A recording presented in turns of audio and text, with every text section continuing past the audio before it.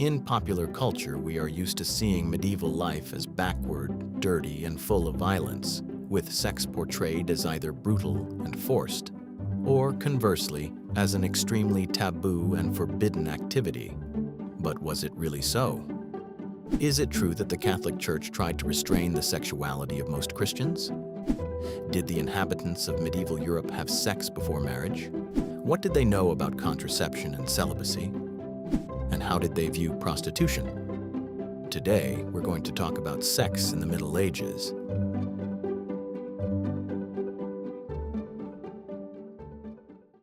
Just as it is today, people in the Middle Ages were different, and their ideas about sex and sexual experience could differ radically.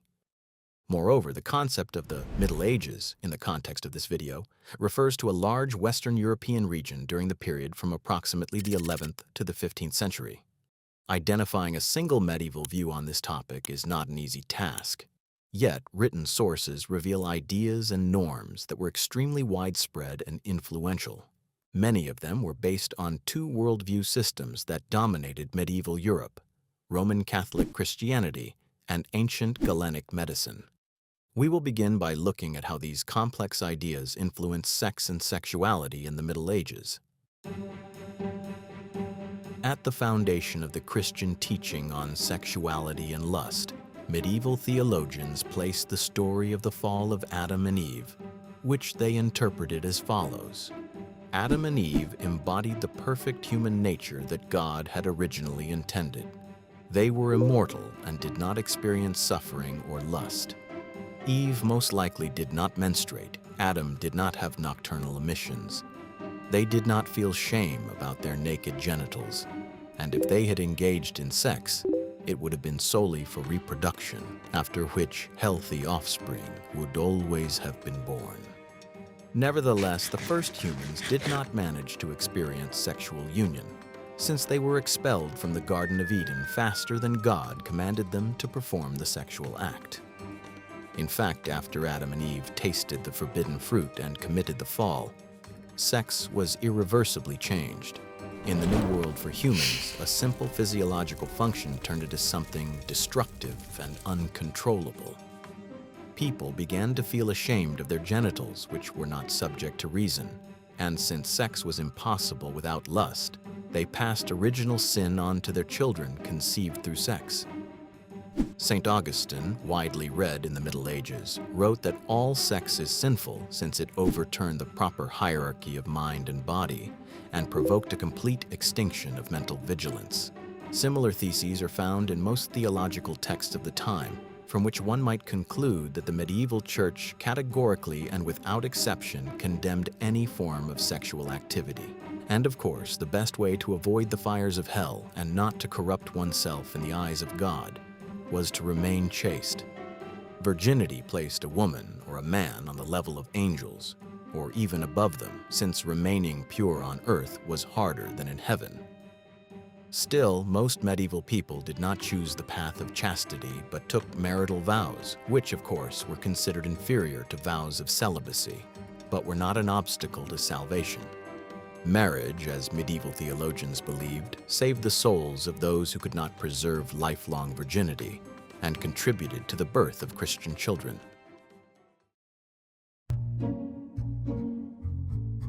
Medical theory of the time held the opposite view regarding chastity.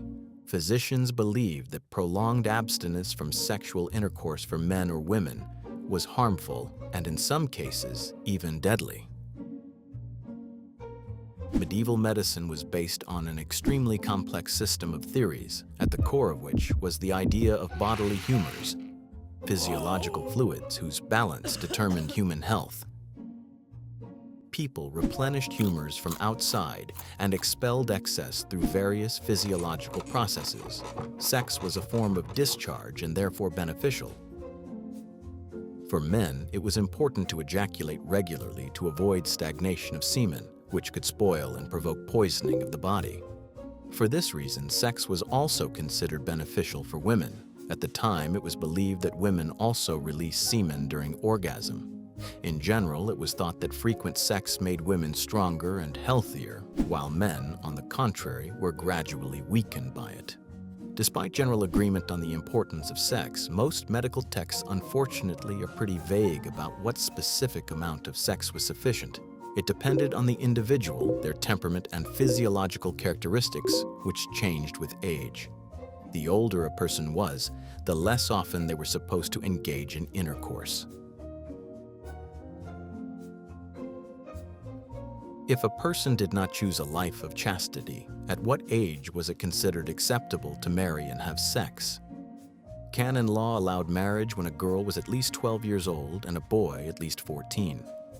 Nonetheless, it was generally believed that sexual relations at that age were harmful, so adolescent and child marriages were usually concluded by nobles for various kinds of alliances, allowing the newlyweds to grow up to a more acceptable age. An acceptable age was considered to be from 18 for women and from 20 for men. You may be surprised, but the average age of marriage in the Middle Ages for urban women was 25, for rural women 20, while their grooms were 2 to 3 years older respectively. In certain regions, such as Italy, grooms were on average 10 years older. Marriages with a large age difference, for example elderly men and young women, were possible but disapproved of and often mocked, primarily because of what was believed to be the extinguished sexual warmth of the older bride or groom. Undoubtedly, marriage had to be approved by the families of both parties. The young people had to correspond to each other's social status, otherwise they could bring great shame upon their family or community and lose the dowry. But life in the Middle Ages was still life. There is abundant evidence of the escapades of young lovers who ignored social requirements and secretly or openly married partners of lower or higher status, bringing upon themselves boundless family anger and the loss of dowry.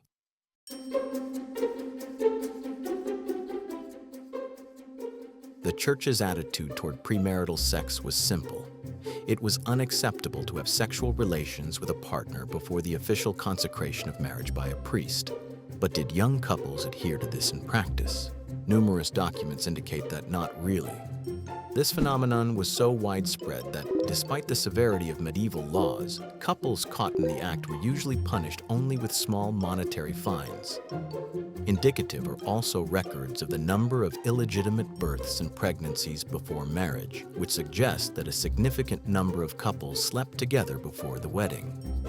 Based on parish registers, one can assume that over 20% of women entered marriage already pregnant. In the mid-15th century, one Venetian hospital reported that in a single year, 460 infants were left at its doors, likely by unmarried women. Moreover, the laws of some states granted premarital sex a legal status. For example, in Castile, if a groom decided to break off an engagement, he would have to pay a much larger fine if he had already slept with his fiancée than if the couple had not had sex. Frequent premarital sex among men was widely accepted, and its absence could give rise to rumors about a young man's impotence, especially if he came from a noble background. Women, though, were held to different social standards. It was generally expected that girls should remain virgins until marriage. That said, much depended on a woman's social class. For example, it was more acceptable for common women to have premarital sexual experience than for noble women, who could be disinherited for sexual transgressions. Although the medieval church condemned premarital sex, it had a very different attitude toward sex within marriage. The exchange of vows not only made sex socially and morally acceptable for a couple, but literally obliged spouses to engage in it regularly. Marital sex was considered so important that various forms of physiological sexual incompatibility or infertility could render a union invalid and constitute grounds for an official annulment. The medieval church taught that spouses were required to pay the marital debt. That is, the couple had a religious obligation to sleep with one another upon request. This idea was based on a statement by St. Paul. For the wife does not have authority over her own body, but the husband does. Likewise, the husband does not have authority over his own body, but the wife does. Although contemporary theologians claim that the marital debt benefited women by placing them on an equal footing with men in marriage, in practice, marital sex was often closely tied to power, and the obligation of wifely obedience undoubtedly outweighed any theoretical equality. Medieval law had no concept of marital rape, and discussions of the marital debt often presupposed a woman's submission, as texts suggested that by submitting to her husband, a woman was submitting to God. This view was not universal. A number of preachers actively defended a woman's right to resist sexual violence from her husband, and rejected the idea that a husband's will was the will of God. On the other hand, this position was not dominant. We may hope that for some especially devout women, there existed a certain form of satisfaction in submission, fulfilling what society expected and considered proper for a good wife. Nor should we dismiss the fact that many women married decent men with whom they likely had sexual relationships that took the desires of both partners into account.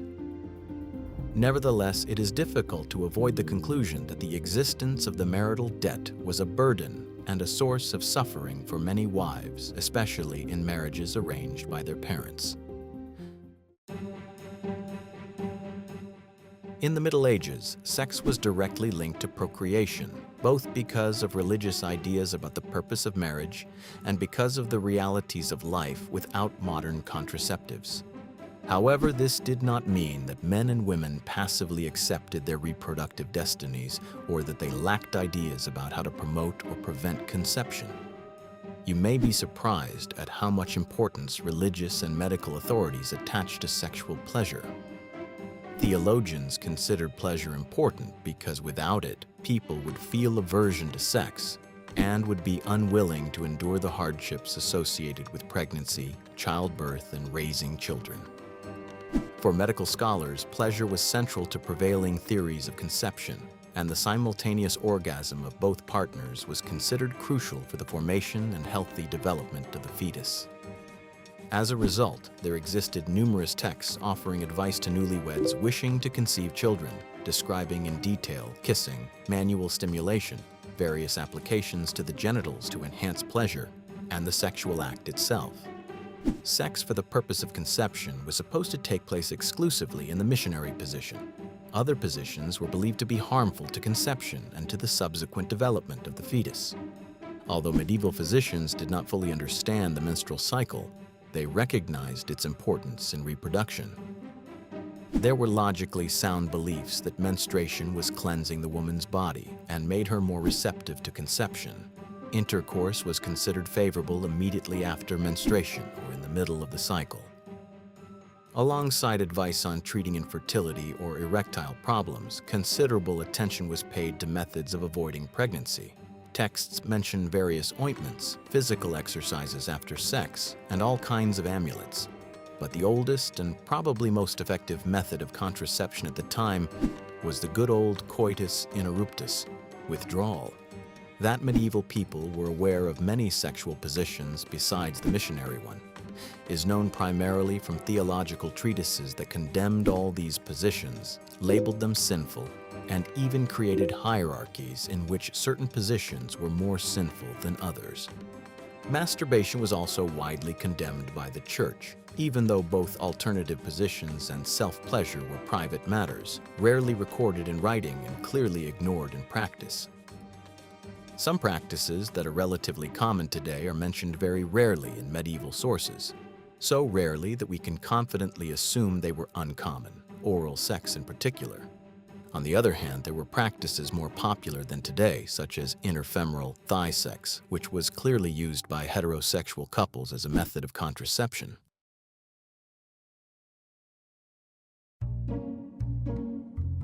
One of the defining features of the medieval period was the emergence of an entire segment of society that made abstinence from sex a way of life: the clergy.